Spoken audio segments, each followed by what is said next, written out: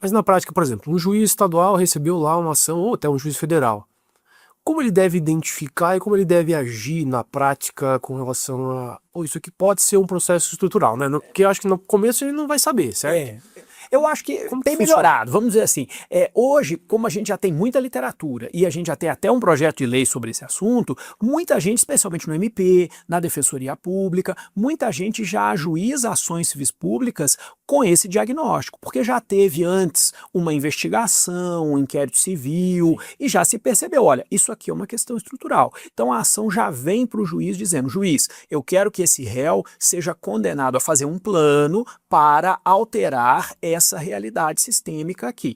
Vou te dar um exemplo concreto para a gente facilitar aqui a compreensão de todo mundo.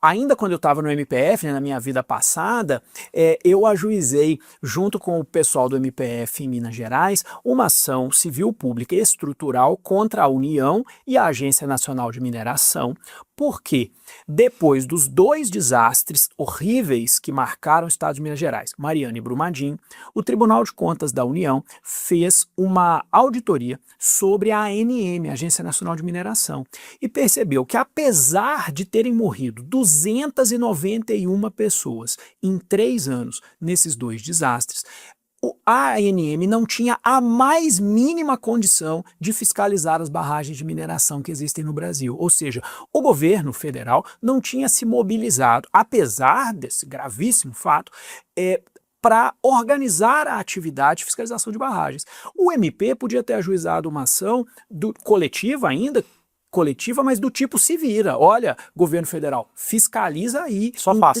Só faça. Em 30 dias, sob pena disso, daquilo, de bloquear seu dinheiro. E não foi isso que a gente fez. Na época, o que a gente pediu? A gente ajuizou uma ação para que a União e a ANM apresentassem um plano de reestruturação da atividade de fiscalização de barragens no Brasil. Então não é o só faça, é dizer, olha, tem um problema. Eu, MP, não vou te dizer como resolver esse problema. Eu não sei como é que fiscaliza barragem. Eu sempre digo que eu sei muito mais de barragem que eu gostaria de saber. Eu não sei, não quero saber mais nada. Me obrigou a saber mais do que eu gostaria. Eu não vou dizer se vai fiscalizar com drone, com satélite, com visita em loco, de quanto em quanto tempo. Não é isso que eu... Vou te dizer que a lei te obriga. A lei te obriga a fazer. Como que vai fazer? Isso é com você. É você que vai fazer. E aí eu vou te contar um segundo caso agora já do Supremo. Mas calma, tá bom. Desculpa, Mariana e Brumadinho, tá.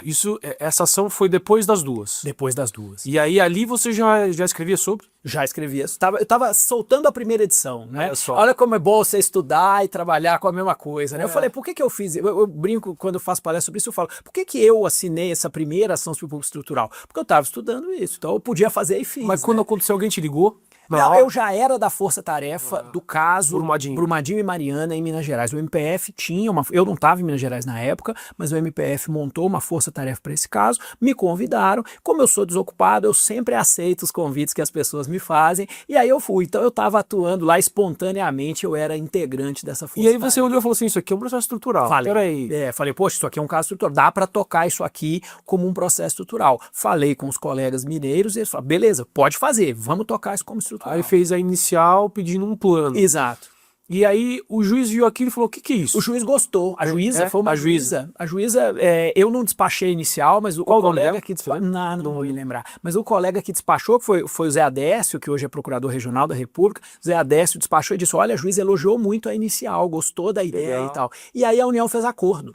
Esse caso, a própria União... José Adércio Sampaio? Sampaio, isso, Zé Adécio era o chefe, ele é um cara maravilhoso.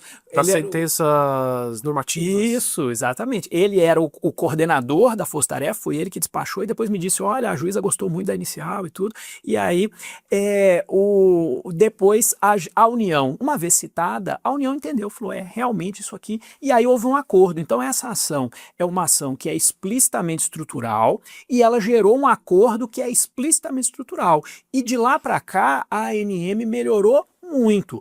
Ela continua não sendo o melhor lugar do mundo para se trabalhar, porque processo estrutural não vai resolver todos os problemas do mundo. Não é só a gente botar um rótulo estrutural que agora resolveu tudo. Sim. Mas a gente precisa progredir. E eu posso dizer com muita tranquilidade que essa ação é de 2019, que em 2019 a ANM era muito pior do que é hoje. De lá para cá ela obteve recurso financeiro, ela fez concurso, ela se estruturou muito melhor do que ela estava estruturada em 2019. É isso que o processo acontece o quê? Quero crer que não tinha braço para fiscalizar. Né? Então, olha, contrate. É isso.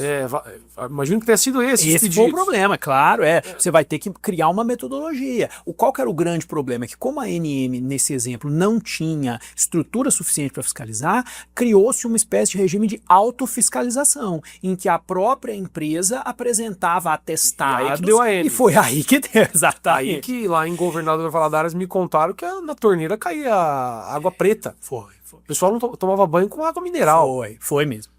Valadares viveu um clima de guerra. Porque é na beira do Rio Doce. Exatamente. E por isso que o que você falou veio muito a calhar. Quanto mais, o que mais precisa O que mais precisa acontecer? Para o judiciário poder intervir, ou alguém poder fazer alguma coisa. É por isso que eu sinto que essa crítica da intervenção judicial em políticas públicas, ela sempre cola muito bem em abstrato. Na hora que você vem para o caso, dificilmente esse crítico tem uma resposta melhor do que a necessidade de intervenção judicial, porque a realidade dos casos mostra isso muito vivamente. Agora, se você discutir abstratamente, com base no mundo como ele deveria ser, de fato, no mundo como ele deveria ser, depois de 2 desastres horrorosos, ou melhor, depois do primeiro, né, o segundo não teria acontecido, porque depois do primeiro já teria havido uma mobilização, e não houve, aí teve o segundo, e aí você vai imaginar, bom, agora não é possível. Não, mas também não houve. Então, é isso. Construir raciocínios idealizados é sempre muito fácil. O nosso ideal sempre cabe nas nossas teorias. O difícil é fazer coisa com exemplo real, né? E aí, você tocou num ponto que você tinha falado um pouquinho antes e eu não abordei, que é, por que o Supremo às vezes tem dificuldade de conduzir esses processos? Porque a gente não leva tudo para o Supremo e tudo.